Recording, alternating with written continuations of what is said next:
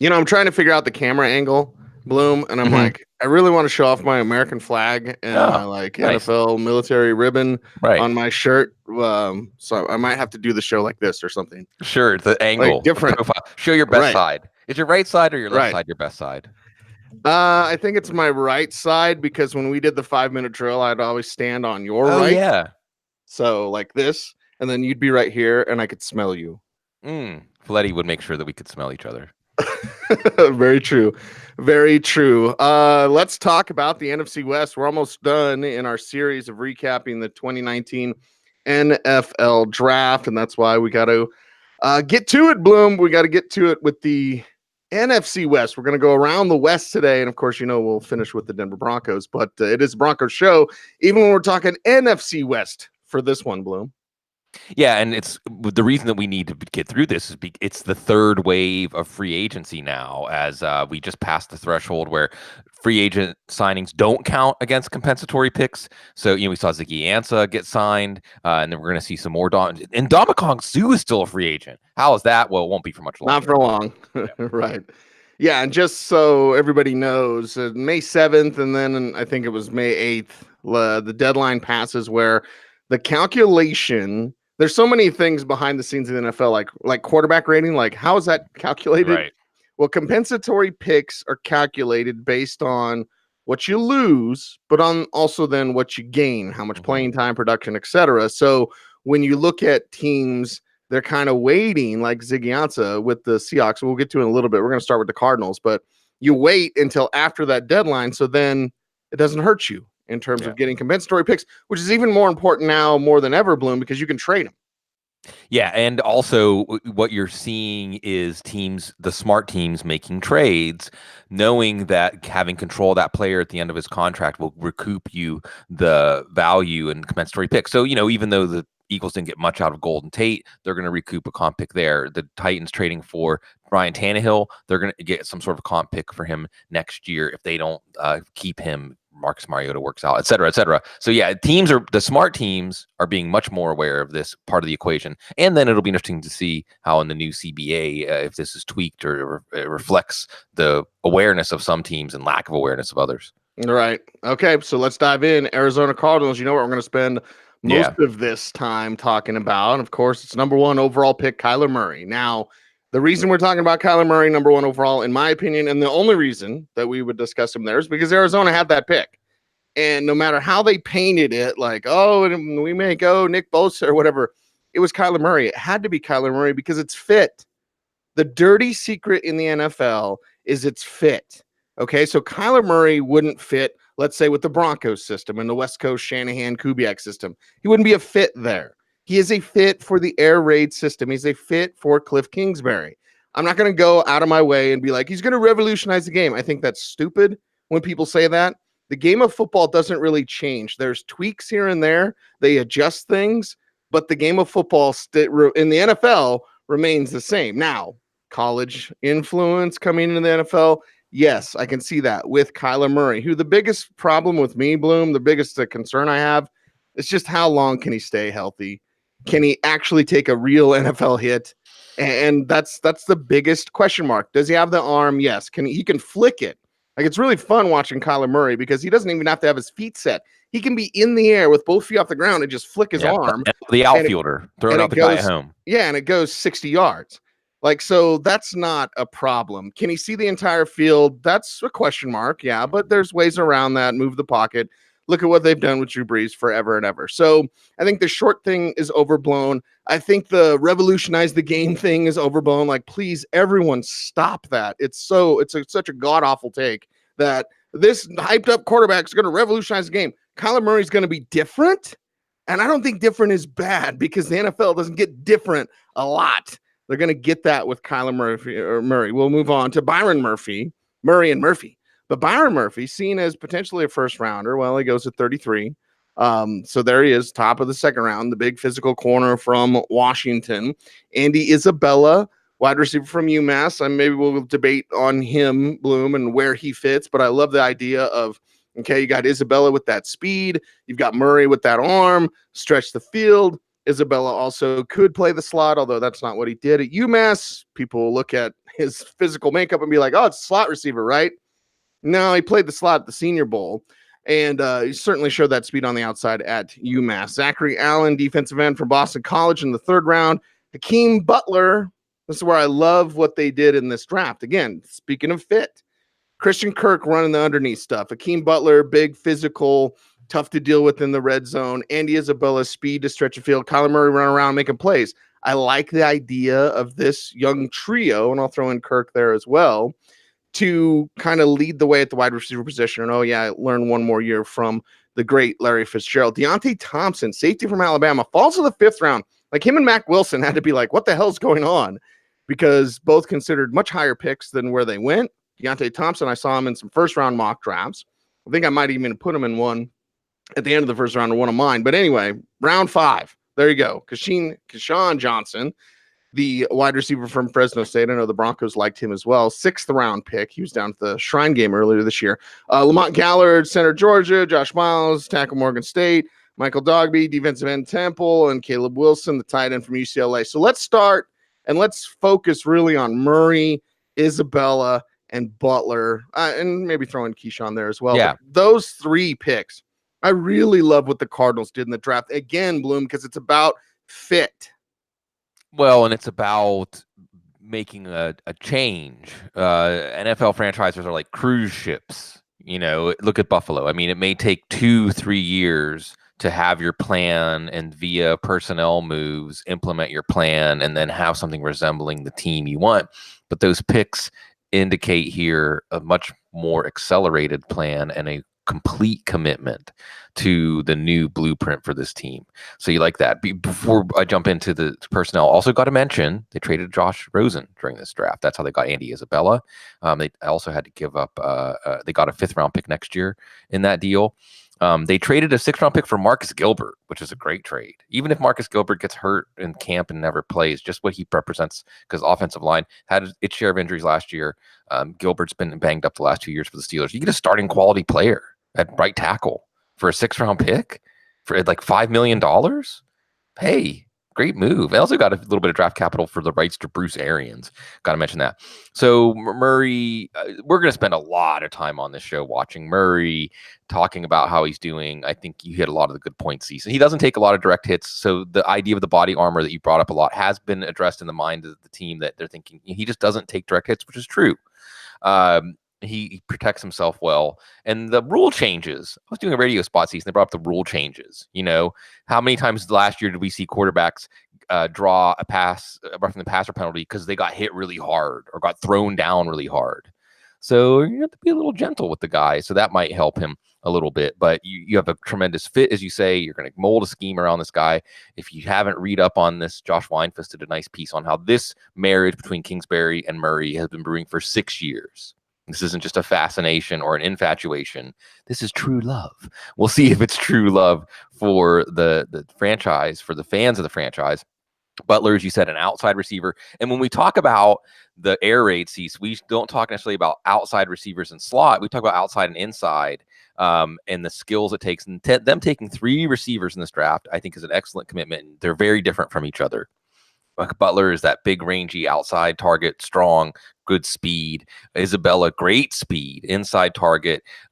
You scheme him open. And what's nice about this for Isabella is, he hopefully will get those clean releases and not dance at the line a lot, because Penny Hart really showed him up at the Senior Bowl. Just let him run and let Kyler Murray extend plays. And on Murray, well, the one thing you don't want to do with Murray, like you said about Fitzies, like you don't want Murray sitting back there like Peyton Manning, or like what Dwayne Haskins is going to do, like sitting there in one spot and trying to take apart the defense with his mind. No, you want him to get the defense off balance by moving in the pocket, by moving outside of the pocket. You will give him those easy nickel and dime throws to get 5-6 yards, quick reads, quick openers. I think that's maybe a little more what Larry Fitzgerald can do, Christian Kirk, and Keyshawn Johnson. Keyshawn Johnson here is the route runner. Maybe not the physical marvel, but the smart, savvy route runner. You get Byron Murphy, and this is excellent. And by the way, Patrick Peterson. What did you hear? Did you hear anything about the draft about Patrick Peterson maybe getting traded? Cease? Yeah, there was buzz about him possibly getting moved. But I mean, and should we still be open to that happening, or since the draft is over, it's not going to happen? I think in today's NFL, with the way the trade tsunami happened last year, we should always be open to that. So it's something to think about. Something to think about there. But they get Patrick Peterson, and then you have Byron Murphy. Now, Byron Murphy is not a guy. They keep Patrick Peterson. Murphy's not a guy that you want outside against a number one receiver. He's not Denzel Ward, even though he's undersized, etc. But he is excellent in the slot. He's excellent as a number two corner. And we have Patrick Peterson. Well, your other corner is a number two corner, and that's been a sore spot for them. They also get Zach Allen. And look, Zach Allen is not flashy. Zach Allen is not a player. The reason he fell to the early third round, even though some had him as a first round, is because he doesn't necessarily have a high ceiling as a player, but he can line up multiple spots on the defensive line, generate pressure with intensity, effort, strength, not a twitchy guy, not a wow, eyes pop out of your head, pass rush move guy. And they get Deontay Thompson, who fell because of his knee issue. But if you think about him projecting as a deep safety with Buda Baker moving around, DJ Swearinger, the enforcer, these guys fit. I like these picks. Cease, I look at these picks and I feel like this regime understands what they have and understands what they need, which isn't something we could say about every draft. They get Lamont Gilliard, which is a lot of people think is going to be a steal. Look, Georgia's starter, again, when we talk about these offensive linemen who've played in the SEC, they're ready for the NFL. He's a starting center for Georgia. And AQ Shipley, remember, got hurt last year. They get a developmental tackle. And you like seeing this with the late picks, a developmental player with upside. Dogby can be a sub-package interior rusher. And then what's really funny is if they still had Josh Rosen, you say Josh Rosen to Caleb Wilson, get the UCLA hookup. Not anymore. Wilson, it's got some speed. There's something to work with there. But this draft, more than any draft, even more than the Oakland draft we'll talk about later today, shows a new direction for a franchise, a decisive new direction, and one that makes me excited to watch this team. We're going to talk about two of the best drafts in the next two shows. One's Arizona and one's Denver. Spoiler alert. Yeah. Positive Cecil? Oh, yeah. No. Yeah. It's rare. I know. But here's the thing. Steve Keim didn't get in the way of the vision. Exactly. And we can say a lot of things about Steve Keim. He's one of Elway's buddies. We can say a lot about Steve Keim. But one thing that we need to applaud here is that they went in a totally different direction, and the front office wasn't like, these are our guys, this is the old way. No, they went in that direction, and this is what you have to do if you want to have success as an NFL franchise. You cannot have the coaching staff fighting the front office, and it sounds normal. It sounds like something we all would know, but NFL teams struggle with this every single year, Bloom. Arizona didn't, and I applaud that. Yeah, and for Keim, it was strange, honestly, to me that he was still around after the coach and the quarterback he got were considered failures. So yeah, how can I help? What can I do? I've got skills, I've got talents. I want to employ them to help you envision the team you want and make that a reality. And I can be on the second level of this and just a helper instead of the point man. Help me help you. Drew Belcher, tight end from Maine, is a converted quarterback. Athletic profile, not necessarily there. And well, air raid, we're not necessarily talking about tight ends either, but of looking over the undrafted free agents, Xavier Turner, running back Tarleton State. Who stands out for you from what the Cardinals got for the UDFAs? They got Brian Peavy, a good corner, undersized, played at Iowa State, so Cliff Kingsbury knows him. Maybe a guy that'd be on the last battle for that last spot on the roster. And William Sweet, another developmental player. We see this, and we'll continue to hit on this note when we get to the third round or third day guys and the undrafted free agents, that you have one type of player who's a guy that you can see, he can play, but how high is his ceiling? And then what I prefer on the third day are the guys that you're not sure he can play, but with the traits, with the athleticism, wow, who could he be with our coaches? And they got Kugler, right? He's the offensive line coach down there, so you know him. So another thing that could help this offensive line come together, give him a developmental project to work with. And they've got the guy that I miss more than anybody. No, not CJ Anderson. Vance Joseph. Because there's so many great drops. I'm not sure, guys. Like I speak in Vance Joseph drops. Like if someone like Stacey will ask me something like, "Hey, did you take out the trash?" I'm not sure. Like I just it's burned in my brain. So right. Thank you, Vance Joseph. Let's talk about the Los Angeles Rams and what they were able to do. I really like some of their picks. Now, moving out of the first round, kind of advertised that for a while. Taylor Rapp was their first pick, second rounder, safety from Washington. He gets a good rap. Let's talk about that. Let's talk about Darrell Henderson, who's kind of the new version of Tevin Coleman. Now, there's definitely some straight line speed there. There's definitely big play, home run hitter ability, if you will. There's your baseball reference, Bloom. Don't expect Henderson to, have this great vision or to break off moves or to see backside cutbacks. But if you give him a lane, he's kind of one of those lane runners. Like, give him a lane, let him go, block it well, boom, he can make those big plays happen. So as a reserve, Todd Gurley, the knee, okay, Darrell Henderson, I'm interested there. Round 3, also David Long, corner from Michigan, Bobby Evans, tackle from Oklahoma, another third rounder, Greg Gaines, another Washington player, fourth rounder, defensive tackle, another offensive tackle from Wisconsin, David Edwards, round 5, and then 2 picks in round 7, Nicholas Scott, safety, Penn State, and Dakota Allen, linebacker from Texas Tech. As you said, they telegraphed that they wanted to trade down, and they traded down twice, actually, and picked up 2/3. Remember, they also had a second-round pick from the Marcus Peters trade that they gave up in this one that became Juan Thornhill. And then, because they have those extra thirds, they can give up a third to move up for Darrell Henderson. There's a story here about Todd Gurley's knee and what's going to happen there, which we will watch unfold. But as you said, with Henderson, you get speed, acceleration, chunk plays. Darrell Henderson was the best player in this draft, and he'd be the best player in a lot of drafts at creating chunk plays out of basic running plays. And as you said, he needs a lane. See, what running game was better at creating lanes than the Rams last year? Ask C.J. Anderson. Yeah. With the Rams. Yeah. So this is beautiful because you pile up extra draft capital early in the draft. You use that extra draft capital to get your guy on the third day. And I hope this isn't a Gerald Everett situation where they use the draft capital and don't use the player because they're saying, yeah, we're going to use more 2-back sets. We're going to get touches to Henderson. Even, and they didn't say even if Gurley's fine, because I'm sure they're going to insist Gurley's fine. But I love this. Henderson is exactly the type of player who can add value. Okay, C.J. Anderson harvested the value. This running game's good. He can get you 100-yard games. Henderson can get you 99-yard runs if you give him the ball at the 1 behind this offensive line. Now they're working on some new players at center and guard, but this is beautiful. Rapp, maybe not a center fielder, but he can do just about everything else. Second round was a safety round. Thornhill went. We're going to talk about another one with Adderley. And you see they lose LaMarcus Joyner. They sign Eric Weddle. Rapp gives you that long-term guy. They get a sticky press corner in Long. And again, knowing your team, I love it whenever a defense, personnel, coaches know their team, right? Because if I say to you, okay, here's a corner who can press well and can stay with you in the early parts of the route, and maybe you have a little trouble later in the route, that's fine because you have a guy like Aaron Donald who can generate pressure.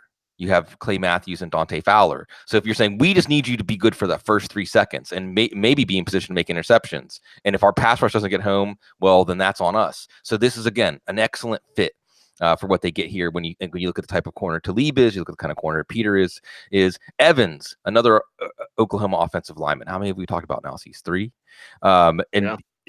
Strong, experienced, proven, maybe lacking some upside. That's why he's in the 3rd round, but they can work with him. They get Gaines as a nose tackle. At least they didn't spend the 17th pick on a nose tackle. Edwards is not your typical Wisconsin lineman, more of a developmental project. Usually when you say Wisconsin lineman, this guy can play. He's more of a developmental guy. Scott's interesting because he's an ultra athlete, was a running back. I think Penn State, and converted to safety. So they see some upside there.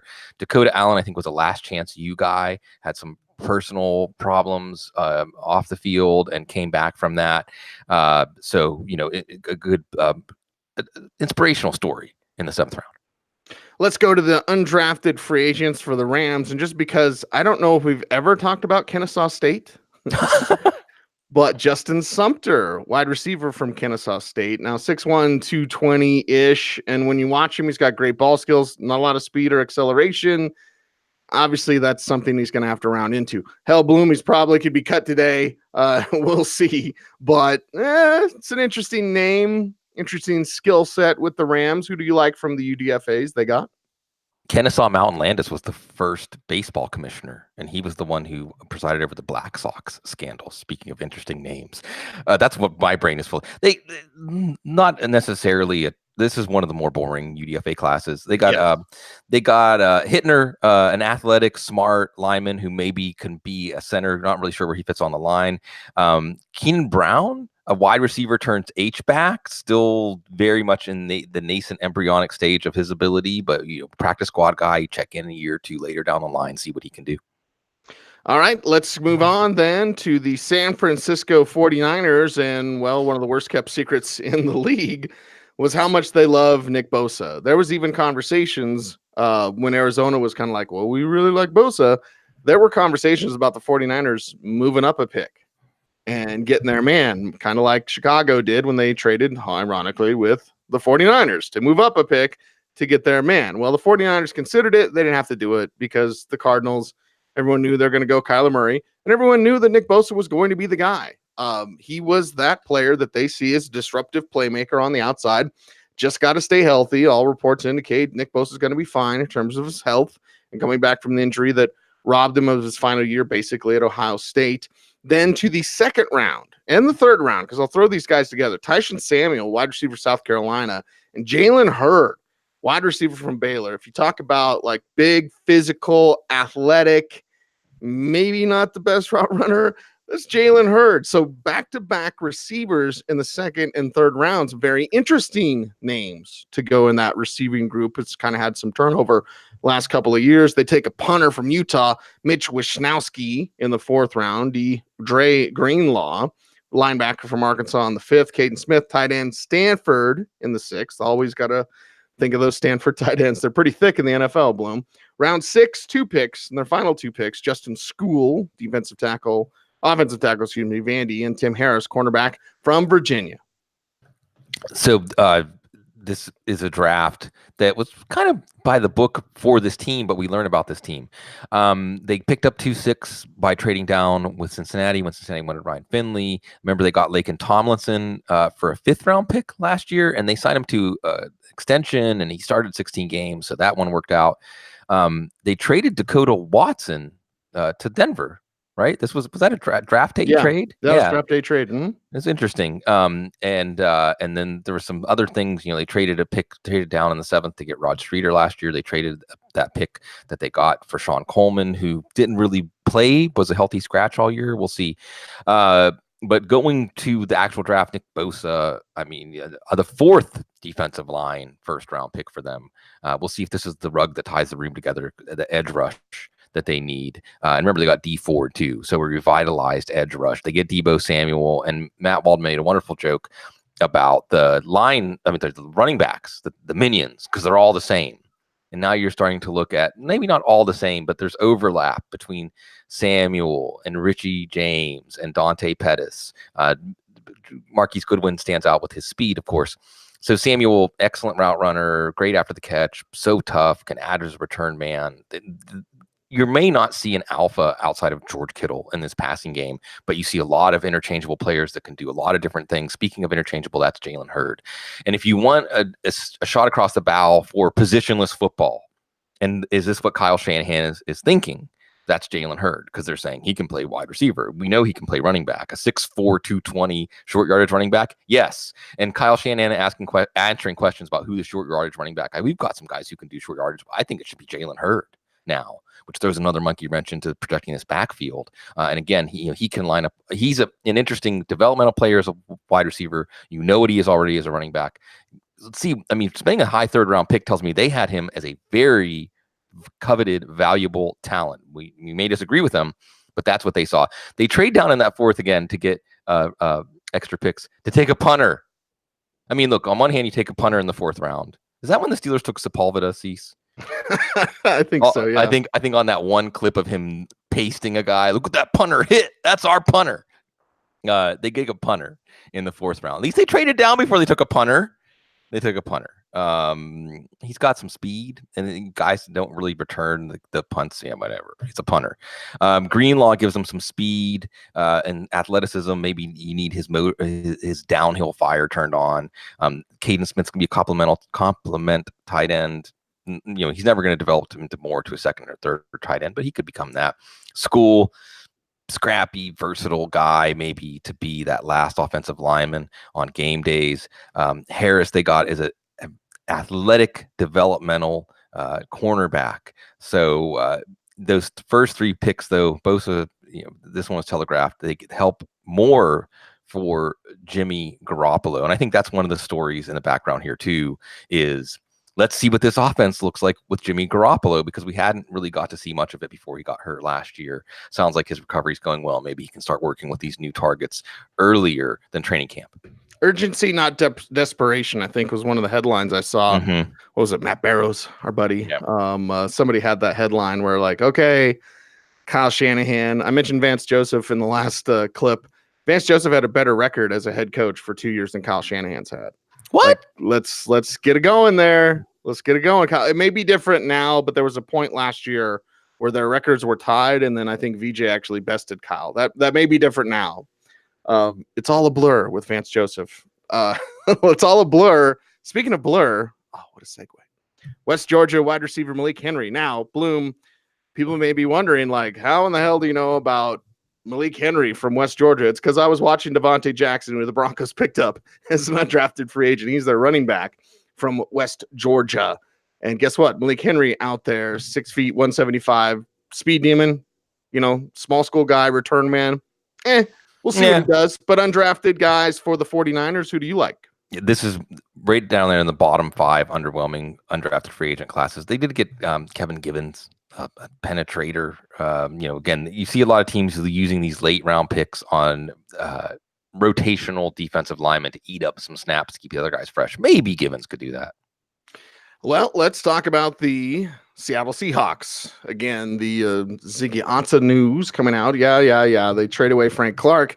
They needed some help there. Also, got some help with LJ Collier, defensive end, TCU. That's a first-round pick.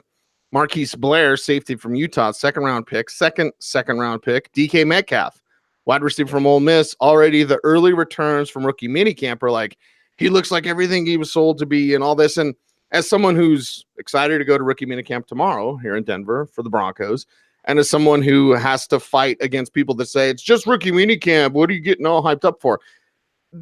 There's certain ways players carry themselves that you can take as a positive. Like if he went out there and looked like a slappy, that would be something to write about. So just because DK Metcalf goes out there and he's physical and fast, and I understand they're drills, right? He's not even getting covered. And they're doing less and less, by the way, in rookie minicamp, at least here in Denver, mainly because Jeff Hireman got hurt. I was out for the year as a rookie because of their old rookie minicamp with Gary Kubiak. So it's not like they're doing a whole lot, but I remember when Bradley Chubb stepped onto the field last year at rookie minicamp for the Broncos, and I said, oh my God, he looks like Terrell Suggs. And I got, guys kind of made fun of me on the air, like, oh, woo, Terrell Suggs, woo, Denver Broncos, Bradley Chubb. Well, what about now? I think that's pretty good. So it's positive that we're hearing positive things about DK Metcalf. Maybe nothing, but an interesting nugget, needless to say. Round 3, Cody Barton, linebacker, Utah. Wide receiver, Gary Jennings, 4th-round pick. Well, as they revamped their wide receiver core, had to because of this Doug Baldwin situation. Phil Haynes, guard from Wake Forest, round 4. Kochu Amadi, cornerback from Oregon. I apologize. Ben Burkervin, linebacker from Washington, round 5. Travis Homer, running back from the U, round 6. DeMarcus Christmas. That's Christmas in April. Exactly. It's Christmas in April. So there you go. DeMarcus Christmas from Florida State, their big defensive tackle, rounds out this draft for the Seattle Seahawks. Again, we're going to weigh in the Doug Baldwin thing. We're going to weigh in the Ziggy Ansah thing and how they had to do it. By the way, John Ursua, wide receiver from Hawaii, there's their 3rd wide receiver from this draft. So you see an emphasis there for Seattle. Bloom, what does it tell you? Well, this team was addicted to trading during the draft. They traded down too many times to count. I think they added 3/4, a 5th, a 6th in this draft. But it wasn't what they weren't afraid to move up to. They did move up for DK Metcalf. I think they made multiple trades with New England alone during this draft. Or it was at the Rams. The point is, New England was very active. And remember also, they traded their 2nd-round pick for Dwayne Brown. I think a trade that Houston would maybe like to have back right now. And that's a trade that's worked out for them. So we go down this draft, and I guess I understand why Seattle says we want more darts, because Seattle was one of the original teams. You can like 6, 7, 8 years ago. If we're talking about the draft, we're seeing Seattle find inefficiencies, kind of like when the Steelers were one of the only teams running a 3-4, where other players that would fall through the cracks, Seattle said, we can do things with these guys. So as an organization, they're always looking at, for a while, it was Spark. Before that, it was those long corners, probably still is long corners. It makes sense for them to take more shots. The first shot with LJ Collier, Ben Benogu, the other TCU edge that went to Indy, has a lot higher ceiling athletically. LJ Collier is the classic glass eater. I mean, they're going to love him. A locker room guy, a culture guy, the way he plays. Now, does he have athletic upside? Does he have bend? Does he have twitch and all those things? Not really. I mean, not compared to other NFL prospects for edge players in this draft, but he's going to play a massive role right away. And with Ziggy Ansah, they make the signing, but also Adam Schefter reports he had shoulder surgery that may keep him out for the first month of the season. So LJ Collier, lots on you. Marquise Blair, think Cam Chancellor, think that guy who plays like a linebacker at safety. And they've been loading up on safety picks, Delano Hill, Tedrick Thompson. Maybe this is a sign that they're not that great high on Hill. We know about DK Metcalf. Where DK Metcalf can be lethal here is when Russell Wilson extends the play or off of play action as teams are overplaying the run. DK Metcalf, he's leaving Cease, right? I mean, this is the chunk plays. Maybe DK Metcalf might be one of those guys that catches 40 balls for 900 yards or something like that, because they're not going to throw that often. But when they are, it could be that killer. I compared, Game of Thrones, right? I compared DK Metcalf in the wide receivers to a broadsword, when we talked about wide receivers. So you can chop your head off. It takes a lot to swing it. It takes a lot of strength and time to swing it. But if you make contact with it, you're going to chop the opponent's head off. That's what he can do. Cody Barton is an interesting guy because of Bobby Wagner. Even after they traded Frank Clark, and remember, the trade of Frank Clark also got them the extra first-round pick that they traded down from, or they used that pick and traded down from the other pick. My point is that Barton's interesting because you would think, okay, they traded Frank Clark, they're going to keep Bobby Wagner. Bobby Wagner thinks otherwise. Cody Barton, IDP players out there, interesting guy to think about as he could be starting next year if Wagner's not there. Gary Jennings, a little reminiscent of Doug Baldwin, right? He's smart, savvy receiver, maybe isn't the most athletically gifted receiver, hyper productive at West Virginia. I'm not sure a lot of people had him getting drafted in the 4th round and David Sills going undrafted, but that's the way you have it. A power guard in Haynes, a guy that's just a masher, a mauler, fits on this team. They could make more out of him. Amadi, not sure what you do with him in the secondary, but he's a combative player, a fiery player, a great tackler, fits somewhere in the secondary. Burke Hyven, another guy that you look at and saying, well, if they don't expect Bobby Wagner to be back with the team next year, he's an undersized linebacker. But again, what's the theme here that we keep coming back to? Fiery, combative, productive, loves the clash. Travis Homer, you like this. Very athletic, very productive, third down back type. It'll be interesting to watch him and J.D. McKissick go after it. This team absolutely knows what to do with a player like Homer. Christmas, another one of those rotational guys. Ursura is interesting too, as small but quick, fast slot receiver. Again, Doug Baldwin, if he's going to retire, another thing that came out during the draft. Ursua can be an interesting player from the great football culture in Hawaii, even though they don't have the Pro Bowl anymore, and that's sad. You mentioned the broadsword Bloom, in Game of Thrones, so now I'm thinking about Ned Stark's sword Ice, because it was so large they made it into 2 swords. Was he overcompensating? I think they are all. Ned, everybody with a sword is. I see your Schwartz is as big as mine. Nah. I don't think I need a sorry Joe for that one. Anyway, no. Jazz Ferguson. Yes. I almost just want to let you talk about him, Bloom, but I want to talk about him because he's big and he's physical and he's from LSU. Now, you'll see Northwestern State, Louisiana, next to his name. I had to leave LSU. But he has been praised for his increase in maturity since then. You get him undrafted. Jazz Ferguson could have been drafted. Now, probably late rounds just because of his story from college. But Jazz Ferguson with Seattle, I'm watching a lot of these guys. Seattle did an excellent job with their undrafted free agents. And when you think about undrafted free agents as a recruiting time on the calendar, where college and pro football overlap. Remember Pete Carroll coming from USC. I mean, did you watch the phone call when Pete Carroll called DK Metcalf? Yeah. You get your ass ready. Sorry, Joe. Big guy, big fella. He calls him Big Fella. Who wouldn't want to go play for Pete Carroll? If Pete Carroll's on the phone right after the draft and you've got all these other teams in your agent saying we can get 20,000 over here, blah, blah, blah, blah. How can you say no to Pete Carroll? How could you not want to play for Pete Carroll? Because that team is organized around love. That team is organized around unity and togetherness. You want to be part of that family. And there's a lot of players they got that could stick and be part of that family. More of these developmental long corners, Derek Thomas and Devontae Davis. They got a developmental guard, BJ Autry. And I mean, how much did this team gain by getting rid of Tom Cable last year, by the way? Don't tell John Gruden that, anybody. Martez Ivey, who was once a highly regarded guard, now a reclamation project. You mentioned Jazz Ferguson. Before I get to him, I'll mention Nyquan Murray, another slot, another guy you just competition. And if there's a team that players know, if you win your competition, they don't care what they invested into you. They don't care what they're paying you. The best players play. Going all the way back to Russell Wilson versus Tavares Jackson versus Matt Flynn. The best players play. You gonna start a 3rd round pick first week? Yes, if it's a player as good as Russell Wilson. Jazz Ferguson fits in that DK Metcalf mold. I mean, he's not as stellar rare as DK Metcalf, but he's big, he's fast, and he can provide that similar element in their offense. And his brother Jalen Ferguson also got drafted this year, so that'll certainly be something to watch. Jazz Ferguson, a big LSU recruit originally, right? Yes. So you know that he's got the goods, and now he's in a place that maybe they will only pass the ball 450 times, but some of them will be those deep targets, and he's the kind of player who can make value out of those. It's recruiting where they can pay you openly. Yeah. There you have it. That is a wrap for the NFC West.